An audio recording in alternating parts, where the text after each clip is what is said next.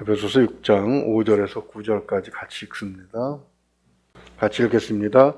종들아 두려워하고 떨며 성실한 마음으로 육체의 상전에게 순종하기를 그리스도께 하듯 하라. 눈가림만 하여 사람을 기쁘게 하는 자처럼 하지 말고 그리스도의 종들처럼 마음으로 하나님의 뜻을 행하고 기쁜 마음으로 섬기기를 주께 하듯 하고 사람들에게 하듯 하지 말라. 이는 각 사람이 무슨 선을 행하든지 종이나 자유인이나 주께로부터 그대로 받을 줄을 알미라. 상전들아 너희도 그들에게 이와 같이 하고 유업을 그치라. 이는 그들과 너희의 상전이 하늘에 계시고 그에게는 사람을 외모로 취하는 일이 없는 줄 너희가 알미라. 아멘. 천국의 삶을 지향하는 성도라는 주제로 말씀을 살펴보겠습니다. 본문은 노예 제도에 관한 내용이죠. 그렇게 질문해 볼 수 있겠습니다. 노예 제도가 없는 오늘날에도 필요한 말씀인가? 결론은 이 말씀은 지금도 생명을 가지고 있는 말씀이고 굉장히 필요한 말씀이다라고 말할 수 있습니다. 노예 제도와 직접 연결해서도 그렇지만 이 말씀은 교회의 정체성, 교회가 왜 존재하고 교회가 무엇을 해야 하는지, 하나님께서 왜 이 땅에 교회를 세우셨는지 그에 대해서 또 중요한 핵심적인 내용을 품고 있는 그런 아주 중요한 말씀입니다. 지금 노예제도가 없다고 생각하지만 사실 노예제도는 지금도 있습니다. 우리가 알고 있는 상식으로는 1863년 미국 링컨 대통령이 노예 해방을 선언하지요. 그러니까 이 말씀이 띄어지고 나서 거의 1800년 뒤에 노예 해방이 비로소 미국에서 선포되는 겁니다. 그러니까 한 2000년 전에 이 말씀이 쓰여졌다는 사실을 우리가 염두에 두고요. 그리고 미국에서 공식적으로 미국 대법원에서 노예 제도를 인정하지 않게 된 것이 남북 전쟁에서 북군, 즉 링컨의 군대가 이기고 그 다음에 이제 65년에 법이 통과가 되죠. 그러면 노예 제도가 없어졌는가? 그렇지 않습니다. 2002년에 영국 케빈 베일스 교수가 연구한 바에 의하면 그때 당시 지금으로 20년 전이죠. 약 2,700만 명의 노예가 공식적으로 있었습니다. 그게 2002년인데요.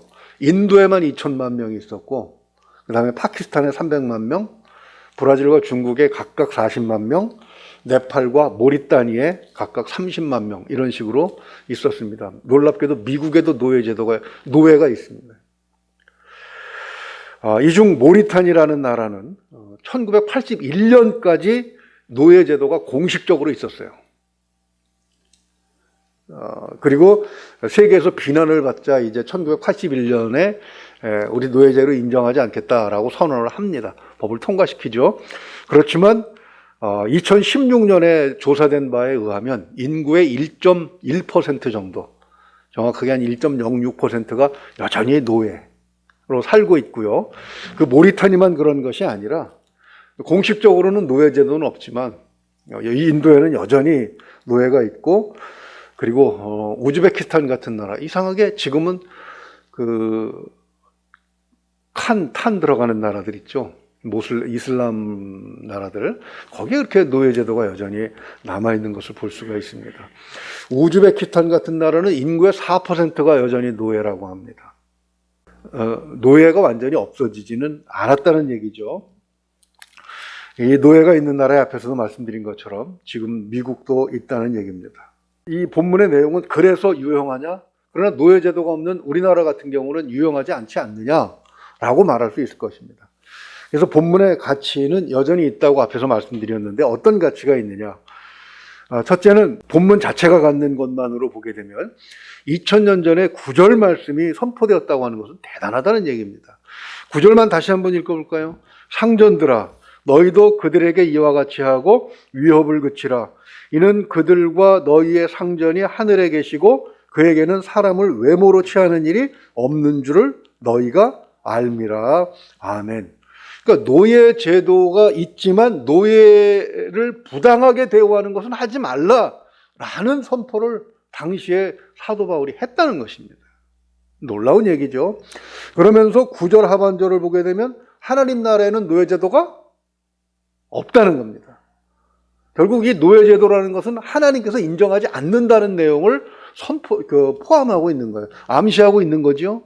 그것이 지금으로부터 2000년 전에 선포되었다고 하는 사실을 우리는 이 본문을 통해서 성경의 내용들이 얼마나 앞서가고 있는지에 대해서 생각을 해야 되는 것이죠.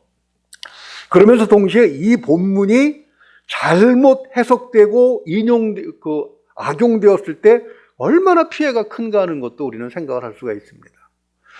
기독교 국가에서 노예제도를 찬성을 했어요. 그래서 미국도 1865년까지 노예제도가 있었지 않습니까? 그 근거가 뭐냐면 성경이에요. 창세기 9장 25절 보면 이에 이르되 가나안은 저주를 받아 그의 형제 종들의 종이 되기를 원하노라. 이 말씀이 어떻게 노예제도의 근거가 됩니까? 이 말은요, 노아가 술 취해가지고 망령이 들어서 술 깨고 나서 들이 덜 깬 상태에서 자기 자식 하나를 저주한 내용입니다. 민수기에 보면 하나님께서는 내 귀에 들린 말대로 그대로 행해주겠다고 하셨어요. 그러니까 노아가 술 취해서 망령되게 일컬은 말에 대해서 하나님께서 그럼 그 말에 대해서 네가 책임져라 하신 겁니다. 손가락 깨물어서 안 아픈 손가락이 어디 있습니까? 비록 아들이 실수를 범했다고 해서 저놈은 나가 죽어야 돼 라고 말은 하지만 정말 그러기를 바라는 부모가 어디 있습니까? 노아가 실수한 것이고 그것은 성경 전체로 보게 되면 악한 영에 이끌려서 이용당한 것 뿐인데 그걸 하나님의 말씀으로 악용을 해서 노예제도를 오랫동안 이끌어온 것은 분명하게 잘못된 행동이라는 것이죠. 그래서 우리는 하나님의 말씀을 인용하는 사회적 행동에 대해서는 분명하게 분별력을 가지고 사도행전 17장에 나오는 베레아에 있는 성도들처럼 정말 그런가? 그것을 잘 조심스럽게 따져봐야 되는 것입니다. 마태복음 4장을 보게 되면 금식하신 예수님을 누가 시험합니까? 사탄이 시험하죠. 무엇 가지고 시험합니까? 하나님의 말씀 가지고 시험을 하는 거예요. 그죠? 그래서 이것이 하나님의 말씀을 악용하는 것인가? 정말 하나님의 말씀의 뜻대로 하는 것인가? 그것에 대한 분별력이 얼마나 필요한지 그것을 우리는 분명히 인식해야 하는 것입니다. 오늘 본문 말씀도 바로 그런 의미가 있는 것이죠. 그러나 놀랍게도 이 말씀은 1700년대 말에 영국의 웨슬리 감리교 창시자죠. 또 화이트필드라고 하는 유명한 설교가 있습니다. 그분들에게 영감을 줍니다. 그래서 1700년대 말에 이 웨슬리가 이런 본문 말씀을 가지고 그 설교를 해요. 어떤 설교를 하냐면 노예를 해방하라. 그리고 여성의 지위를 높여주라. 아동을 노동으로 착취하지 말라. 가난한 사람들을 구제하라. 라는 내용의 설교를 합니다. 그리고 약 100년 지나서 이 링컨이 노예 해방을 선언하게 되는 것이죠. 그러나 본문 자체에도 의미가 없는 것은 아닙니다. 그는 노예제도를 찬성한 것은 아니지만 당시 노예가 이 로마 시대에 바울이 살았던 그 시대에 그 노예가 약 600만 명이 있었다고 그래요. 그러니까 로마의 경제는 이 노예에 의해서 운영되어졌던 것입니다. 이것이 로마를 망하게 하는 결정적인 원인이 되죠. 이 경제 자체가 노예를 통해서 이루어졌기 때문에 노예를 끊임없이 공급받으려면 어떻게 해야 됩니까? 전쟁을 해야 돼요. 애국심도 없는 군인들 이끌고 나가봤자 오합지졸들 가지고 전쟁을 해봤자 전쟁에 이길 수 없습니다. 러시아가 우크라이나를 침공했을 때 이렇게 오래 갈지는 몰랐어요. 왜 그렇습니까? 우크라이나는 목숨을 내걸고 싸우고 있는데 우크라이나 병사들은 그렇죠? 러시아 군사 병사들은 전쟁하는 줄도 모르고 훈련인 줄 알고 참여를 했습니다. 로마가 어느 정도 이제 시간이 지나고 나서 노예를 많이 가진 귀족들의 삶이 점점 더 풍성해지면서 일반 시민들은 굉장히 삶이 위축되죠. 그래서 로마를 떠나서 그 시민의 숫자가 점점 줄어들게 됩니다. 결국 그것이 로마를 망하게 하고 게르만 용병을 불러다가 황궁을 지키게 했지만 결국 게르만 용병이 오히려 로마를 무너뜨리는 그런 역할을 하게 되는 것이죠. 앞에서 말씀드린 것처럼 9절 하반절을 보면 그는 노예가 없는 세상을 이상적으로 생각했고 비록 천국에서지만 궁극적으로 하나님을 믿는 자들, 예수 그리스도의 복음을 믿는 자들은 그런 세상에서 살게 될 것을 그는 꿈꾸었던 것입니다. 그렇죠? 이런 내용을 가지고 보게 되면 오늘 본문 말씀에서 우리가 생각해 볼 수 있는 것, 신앙의 목적, 즉 교회 생활하는 데 목적은 천국에 가는 것이다 라는 점을 그가 분명히 하고 있다라는 것입니다. 당시에도 노예들이 자신들의 처지를 비관하고 해방되기 위해서 전쟁 폭동을 많이 일으켰어요. 유명한 폭동들이 몇 가지가 있습니다만, 근데 그 다음에 오는 것이 무엇입니까? 폭력이죠. 그리고 죽음이었습니다. 그 다음에는 보복이었어요. 피해 악순환이 계속되었습니다. 이런 것을 보면서 잘못하다가는 교회가 노예 해방자들한테, 이 노예들에게 이용당할 수 있다는 그런 위험을 이 바울은 알고 있었던 것 같아요. 왜냐하면 교회로 노예들이 모여서 교회 안에서는 자유롭게 형제 자매의 대접을 받았지 않습니까? 여기서 노예들끼리 의견을 서로 나누면서 어떤 집단화하고 조직화한다고 하면 교회가 노예 해방 운동의 본부로 사용될 수도 있다는 것이죠. 그러나 사도는 에베소서에서 단호하게 5절 하반절을 보게 되면 성실한 마음으로 육체의 성전에게 순종하기를 그리스도께 하듯 하라, 이렇게 말씀을 하고 있습니다. 그리고 8절을 보게 되면 이는 각 사람이 무슨 선을 행하든지 종이나 자유인이나 누구로부터?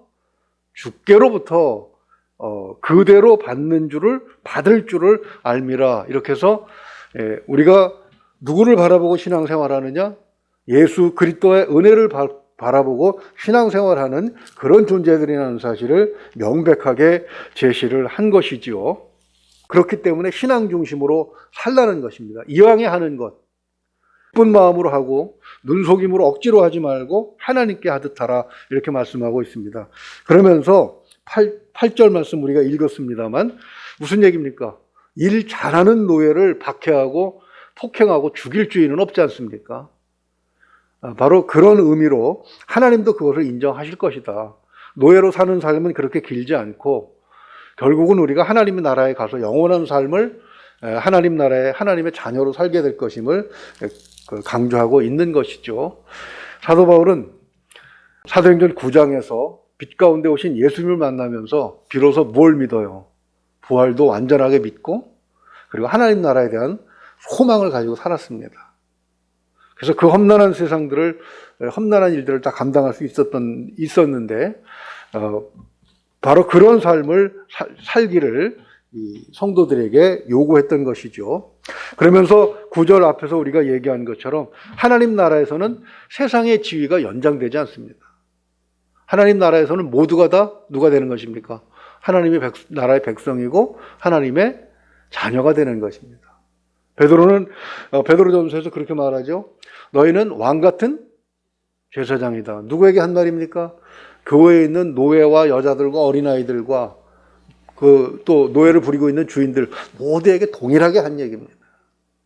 이것이 교회가 바라는 세상이었어요.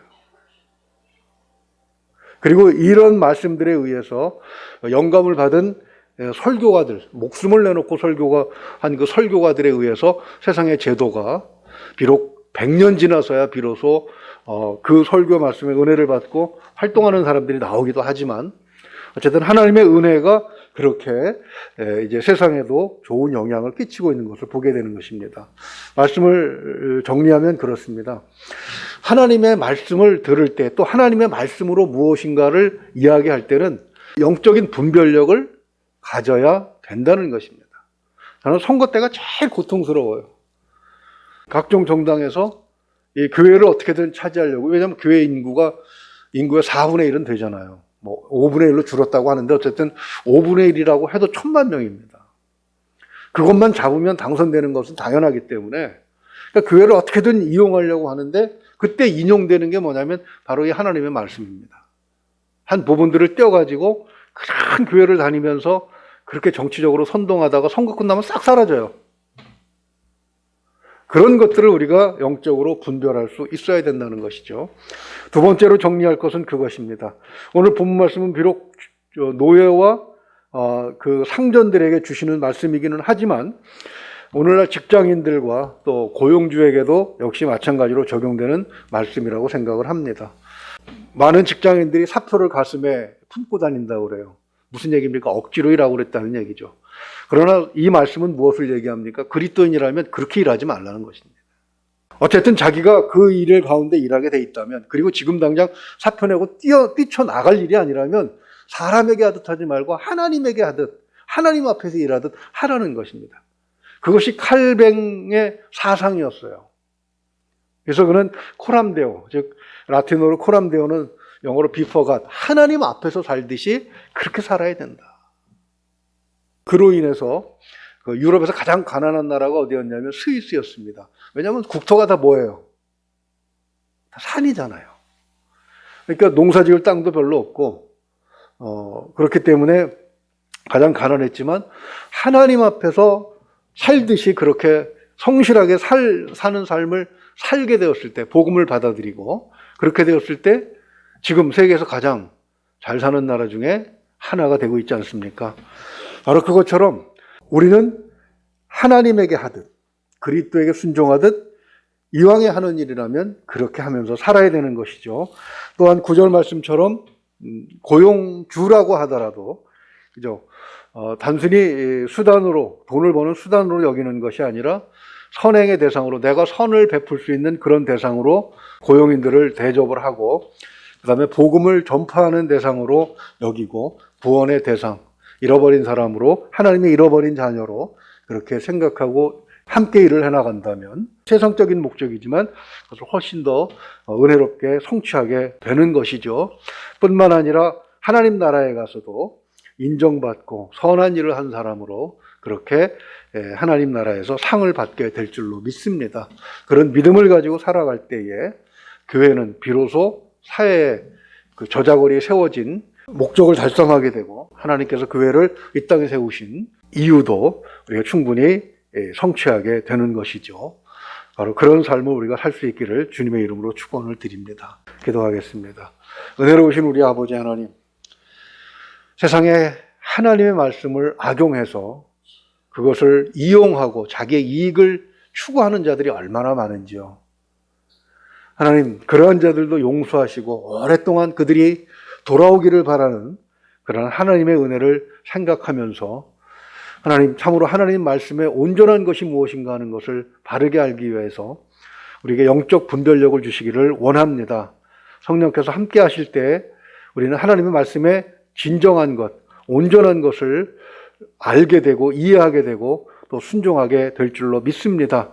하나님의 말씀에 순종하면서 우리를 불꽃 같은 눈으로 지켜보시는 그 하나님 앞에서 살아가는 그런 삶을 살아갈 수 있도록 하나님 도와주시옵소서. 우리의 마음과 생각이 늘 하나님께 집중되어 있으며 예수 그리스도를 따라 사는 삶을 살아갈 수 있도록 도와주시기를 원합니다. 오늘도 승리하는 삶이 되게 하여 주시옵소서. 믿고 의지하며 우리 주 예수 그리스도 이름으로 기도하옵나이다. 아멘.